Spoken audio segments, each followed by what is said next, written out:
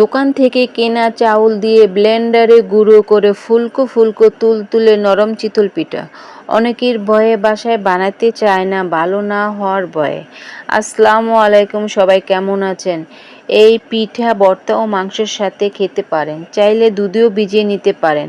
চলো শেয়ার করি মায়ের শেখানো চিতল পিঠার গোপন টিপস। আশা করি তোমাদের ভালো লাগবে।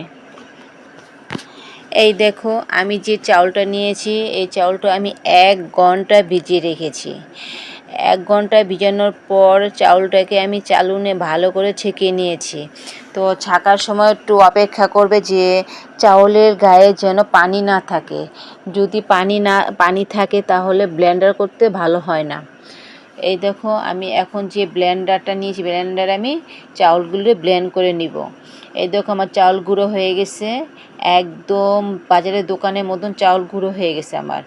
এখন আমি একটা পাতিলের মধ্যে অল্প পরিমাণ পানি নিব। সেই পানির মধ্যে স্বাদ মতন লবণ দিব, তোমরা তোমাদের স্বাদ মতন লবণ দিয়ে দিবা।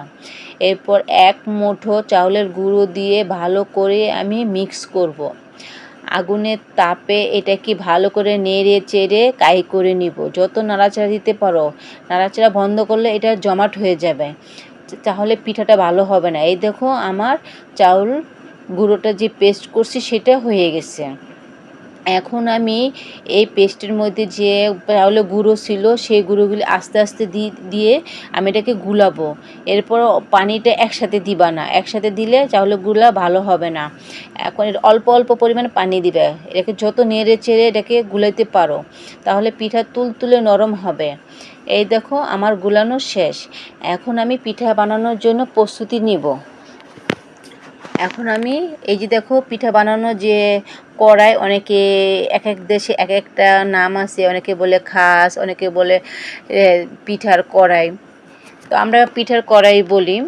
এই দেখো, আমার পিঠাটা হয়ে গেছে একদম ফুলকো ফুলকো তুলতুলে। তো তোমরা বাসায় এইভাবে এই পিঠাটা বানিয়ে ট্রাই করতে পারো। এই পিঠা পরের দিন সকালেও তোমরা খাওয়ার সময় দেখবা একদম তুলতুলে নরম।